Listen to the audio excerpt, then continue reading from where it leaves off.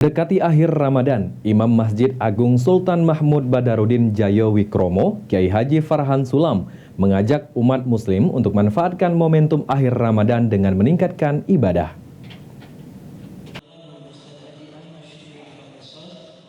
Beginilah suasana sholat Jumat di akhir Ramadan. Masjid Agung Sultan Mahmud Badarudin Jayawikromo nampak para jemaah sudah memadati masjid dari sebelum azan berkumandang.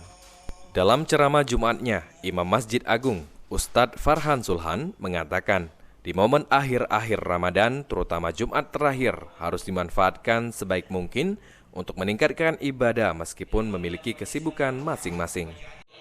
Momen akhir-akhir Ramadan, dan alhamdulillah kita dipertemukan di Jumat terakhir di Ramadan ini tahun ini. Bersyukur kepada Allah, kiranya dimanfaatkan dengan sebaik mungkin hadiah dari Allah yang masih diberikan untuk kita bisa menikmati Ramadan.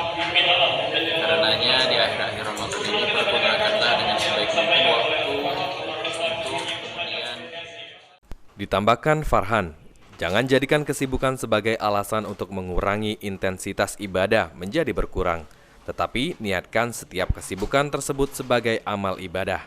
Oleh karena itu, manfaatkan waktu sebaik mungkin untuk beribadah. Ilham Wahyudi, PAL TV.